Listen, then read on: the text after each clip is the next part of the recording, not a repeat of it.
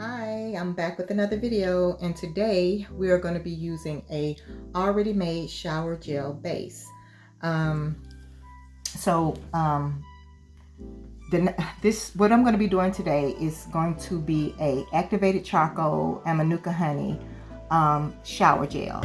So the reason why we're using manuka honey is it has antibacterial properties, and it is very moisturizing for the skin. It's antiviral, anti-inflammatory, and it's great for wound repair, moisture, and it also has a protective barrier, and it helps to fight infections. So what I did, I used 3 ounces of regular honey, and I used a teaspoon of manuka honey. So I'm just going to add this to my bowl.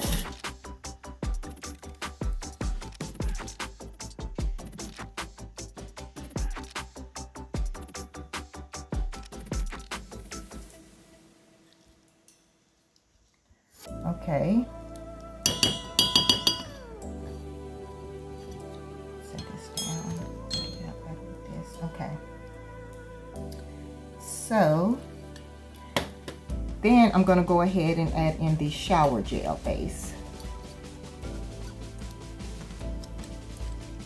And this is all natural shower gel base. And what I did, I used 2 tablespoons of shower gel base, okay? And we're also going to be using activated charcoal. So we all know that activated charcoal has, it's great for detoxing the skin. It also helps remove any type of toxins. It is great for pores, getting them open, and cleaning them out. So we're just going to add this. And that was a teaspoon. And I'm going to start mixing it. Just give it a little swirl. I can smell it. It smells really good.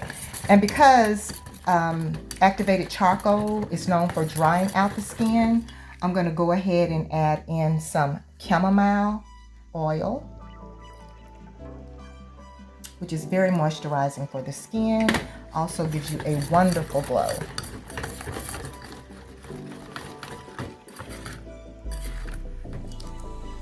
And then we're going to go ahead and add in 3 ounces of water, distilled water.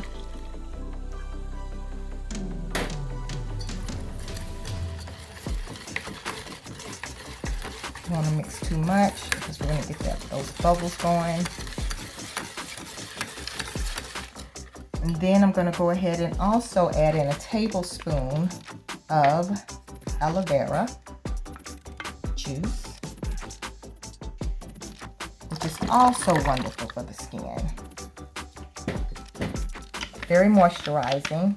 Like I said, activated charcoal can tend to dry out your skin, so you want to have some moistening agents in your shower gel. So what I'm going to do now, I'm going to add in some vitamin E.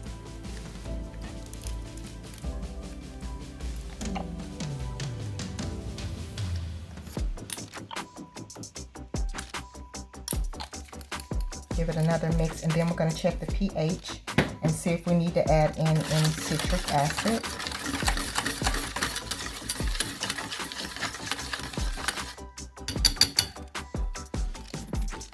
Go ahead and open this up. This is really, really good for the skin. Okay.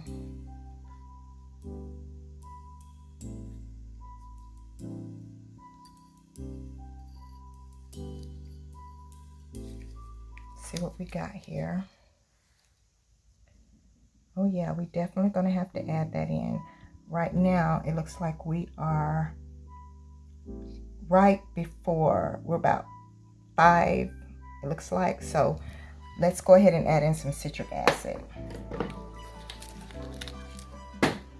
This is why I don't use Castle soap a lot. I prefer to use surfactants and other ingredients because you can't balance it when you use Castle soap.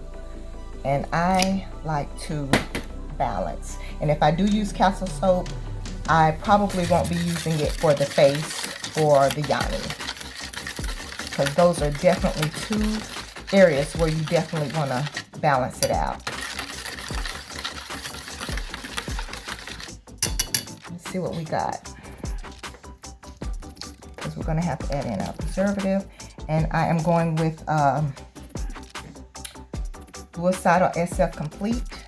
And let's check it again and see what we get.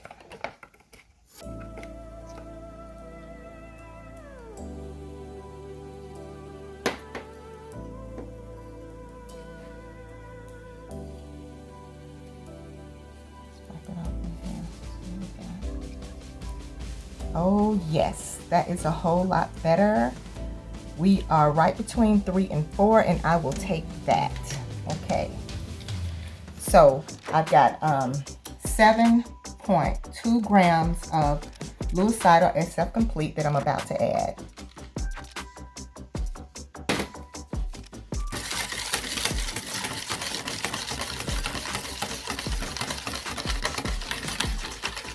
Now, you can make this thicker. You can go ahead and fill this up and add 4 to 5 tablespoons of the shower gel base. And so what I'm going to do now is take this off, pour it in here.